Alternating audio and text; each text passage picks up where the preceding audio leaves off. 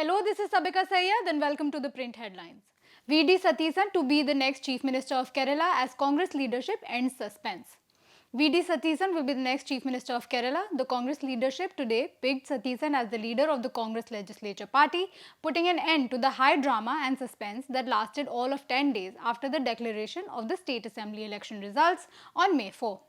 Satheesan, 61, will take over as the 13th Chief Minister of the southern state following the April 9 elections that ended 10 years of CPIM-led Left Democratic Front rule. The opposition leader of Kerala during 2021 to 2026, he succeeds Pinarayi Vijayan to the post after the Congress-led UDF scripted a landslide victory claiming 102 seats in the 140-seat house.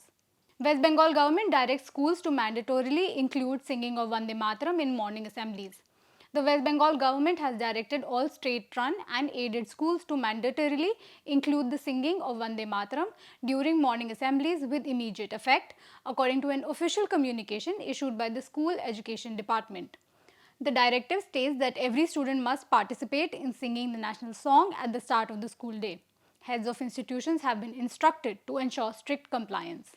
DMK President Stalin takes responsibility for party's defeat in Tamil Nadu assembly polls. DMK President and former Chief Minister of Tamil Nadu, M.K. Stalin, today took responsibility for the defeat of the party in the 2026 assembly polls.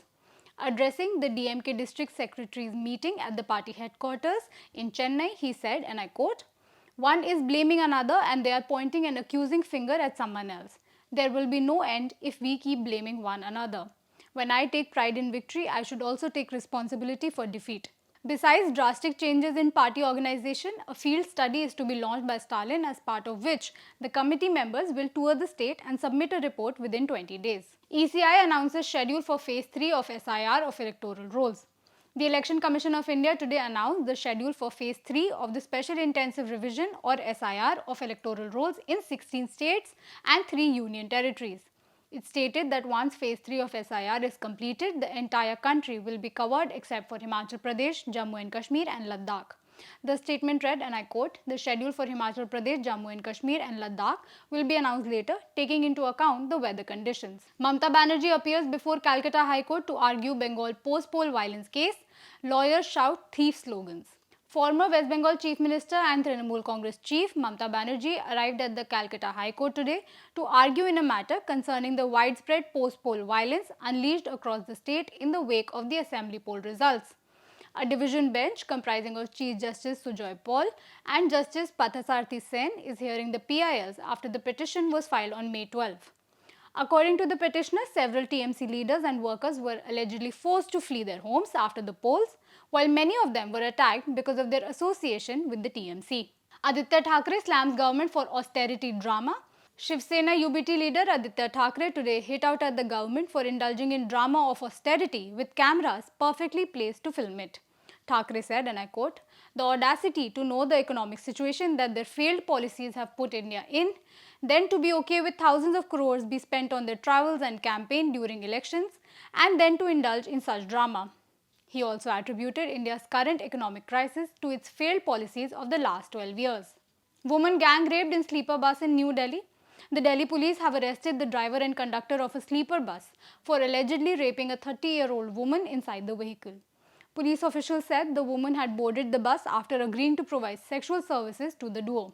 The incident took place in the early hours of May 12 when the Delhi-Bihar route sleeper bus halted at Madhuban Chowk in northwest Delhi's Pitampura area on spotting the 30-year-old woman near the bus stop. NIA files 7,500-page charge sheet against 10 accused in the Red Fort bomb blast case. The NIA has filed a 7,500-page charge sheet against 10 accused persons in the Red Fort area car bomb explosion case. Apart from Dr. Nabi, the others named in the charge sheet are Amir Rashid Mir, Jasir Bilalwani, Dr. Muzammil Shakil, Dr. Adil Ahmed Rathir, Dr. Shaheen Saeed, Mufti Irfan Ahmed Wage, Soyab, Dr. Bilal Nasir Malla, and Yasir Ahmed Dar.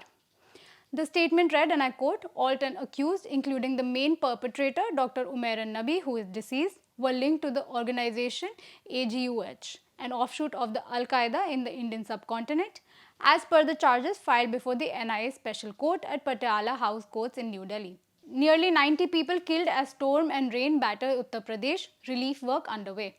At least 89 people were killed after a strong storm and heavy rain pounded several districts of Uttar Pradesh, uprooting trees and electric poles and damaging houses.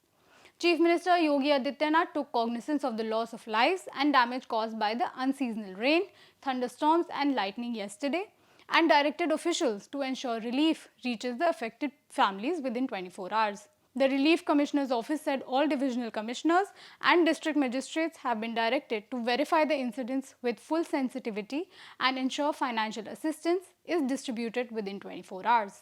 Delhi court sends 5 accused in NEET paper leak case to 7-day CBI custody. The agency arrested the 5 for their alleged involvement in the leak of the exam conducted on May 3 by the NTA. A Delhi court today sent 5 people arrested in a case related to the NEET UG exam leak to 7 days CBI custody. Special CBI Judge Ajay Gupta was hearing a CBI plea to interrogate all 5 accused for 7 more days in the case to unearth the whole conspiracy. The accused have been identified as Shubham Kherner from Nashik, Mangilal Biwal, Vikas Biwal and Dinesh Biwal from Jaipur and Yash Yadav from Gurugram. India bans sugar exports till September 30. India has banned the export of sugar till September 30 this year with immediate effect, a move which would help enhance domestic availability and contain prices. Earlier, the exports were under a restricted category under which a license was required for the outbound shipments. The notification issued by the DGFT on May 13 said this order does not apply to sugar being exported to the EU and the US under the tariff rate quota scheme. MEA calls attack on Indian flag ship off of Oman coast unacceptable, crew members safe. The Ministry of External Affairs said today that an Indian flag commercial vessel had come under attack off the coast of Oman, but all its crew members are safe. The MEA described the attack as unacceptable, but its statement did not say who had carried out the attack which took place yesterday. Russia to fulfill all agreements on energy supply to India, says Foreign Minister Lavrov. Russian Foreign Minister Sergei Lavrov has pledged that agreements on energy supplies to India will be fulfilled despite unfair external competition, as he underlined that the relations between the two countries are based on friendship and there is no scenario in which their paths would diverge. Stating that Hindi Rusi Bhai Bhai, Lavrov said that's just not a fun slogan to chant, it has become a part of our culture. India hits out at sanctions, calls for free Hormuz transit, supports two-state Palestine solution at BRICS. New Delhi, current chair of BRICS, issued a national statement read by the External Affairs Minister during the Foreign Ministers meeting today. Without naming US, Jaishankar hit out at unilateral coercive measures. India today outlined its support for a two-state solution for Palestine, called for unimpeded maritime transit through the Strait of Hormuz and the Red Sea, hitting out at unilateral sanctions imposed by countries in its national statement, read out by External Affairs Minister S. Jaishankar during the BRICS Foreign Ministers meeting. The statement read, and I quote, "The conflict in West Asia merits particular attention. Continuing tensions, risks to maritime traffic, and disruptions to energy infrastructure highlight the fragility of the situation.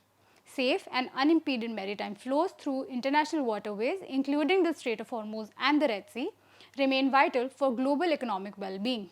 India is hosting the BRICS Foreign Ministers meeting on May 14 and May 15, which will be chaired by External Affairs Minister S. Jaishankar. Foreign ministers from Brazil, Russia, India, China, and South Africa began a 2-day meeting in New Delhi today as the expanding bloc faces divisions over the war in Iran, rising energy prices, and growing global economic uncertainty. Iran and UAE clash at BRICS Foreign Ministers meeting. Iran's foreign minister accused the UAE of direct involvement in military operations against his country during a BRICS meeting in New Delhi today, Iranian state media reported. Abbas Araghchi reportedly argued that neither US bases nor an alliance with Israel provided the UAE with security and that it should reconsider its policy towards Iran. The spat comes a day after the UAE denied a statement by Israeli Prime Minister Netanyahu that he visited the Gulf country during the Iran war, to which Abbas Araghchi already reacted by saying that those colluding with Israel to sow division will be held to account. Lebanon, Israel to hold new talks in US as ceasefire nears end. Lebanon and Israel are to hold new peace talks in Washington starting today as the latest ceasefire, considering to still be in place despite hundreds of deaths in Israeli strikes, nears its end. China warns US on Taiwan issue and the risk of conflict at meet with Trump. Chinese leader Xi Jinping welcomed US President Donald Trump with a handshake today and said the two countries should be partners, not rivals. President Xi said, and I quote, "The Taiwan question is the most important issue in China-US relations." He added, if mishandled, the two nations could collide or even come into conflict, pushing the entire China-US relationship into a highly perilous situation. Donald Trump's trip to Beijing marks the first by a US president in nearly a decade, after Trump visited China in 2017.